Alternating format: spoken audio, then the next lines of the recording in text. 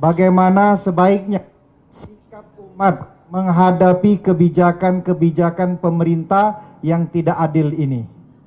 Silakan Ustaz.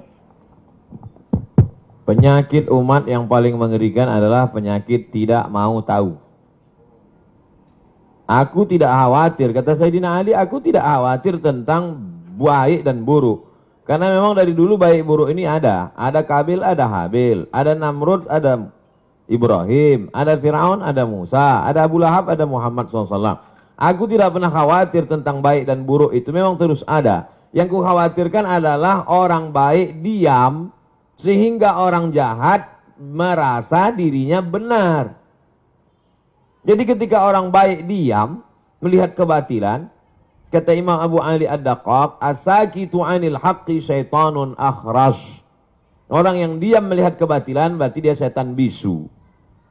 Hadis tentang melawan kemungkaran. Man ra'a minkum mungkaran, siapa di antara kamu yang melihat kemungkaran, falyughayyirhu biyadihi, rohbah dengan tangan, dengan kekuasaan, dengan tanda tangan. Fa illam yastati, kalau tak sanggup fa bilisani, dengan lidah. Ustadz, guru, alim ulama, bicara kalian. Fa illam yastati fa biqalbi, tak juga sanggup dengan hati. Tapi jangan lupa dengan hati itu adzalika at'aful iman. Itulah selemah-lemah iman. Saya tidak dengan tangan karena saya tak punya kuasa. Tanda tangan saya tak laku. Dulu masih berlaku di KRS, sekarang tak jadi dosen pun tak laku lagi. Hanya untuk tanda tangan meresmikan masjid aja. Tapi kalian yang punya tanda tangan, kalian akan dituntut di hadapan Allah Subhanahu wa taala. Ingat wahai pemimpin bangsa, jabatan kalian tak lama tapi hisapnya super lama.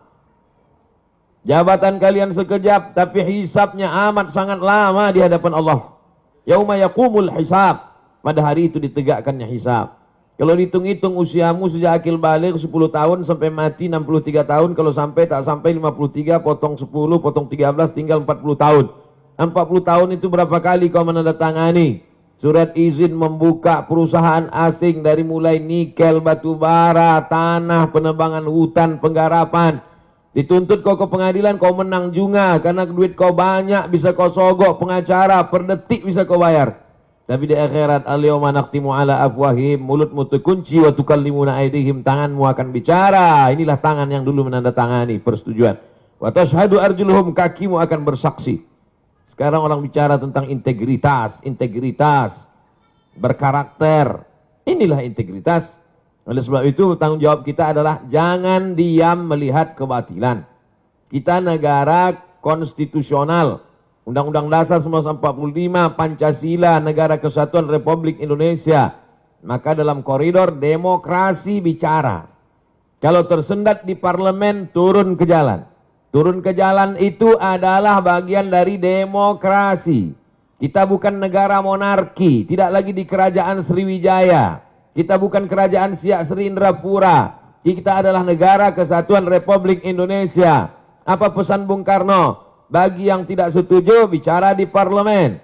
Orang yang duduk di parlemen itu siapa milihnya? Kita yang memilih mereka. Maka orang yang kita pilih itu kalau dia salah, kita yang meluruskan mereka. Saya luruskan dengan khutbah Jumat, mereka tuh tidur waktu saya khutbah. Saya luruskan dengan ceramah, mereka tak punya waktu untuk mendengar ceramah saya. Saya doakan mereka di tengah malam supaya dapat hidayah. Berikan mereka hidayah ya Allah. Maka kita semua jangan diam. Karena diam itu adalah puncak daripada kezaliman. Fir'aun itu sebenarnya tidak berapa zalim. Tapi karena orang diam, dia menjadi-jadi. Sembelih semua anak-anak mereka. Dia sembelih lah. Itu menjadi jadi dia.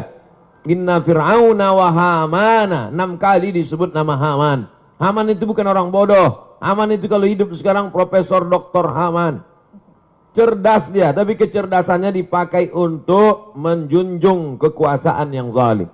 Umat ini dipuji Allah karena amar ma'ruf nahi mungkar. Kuntum khaira ummah. Kalian umat yang terbaik. Syaratnya apa? Ta'muruna bil ma'ruf wa tanhauna 'anil munkar. Oleh sebab itu dalam bahasa Islam, agama Islamnya amar ma'ruf nahi mungkar.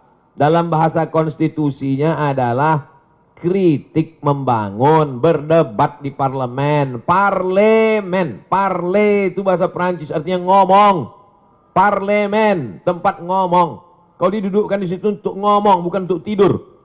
Oleh sebab itu maka habis sudah saya sampaikan. Mudah-mudahan sampai ke telinga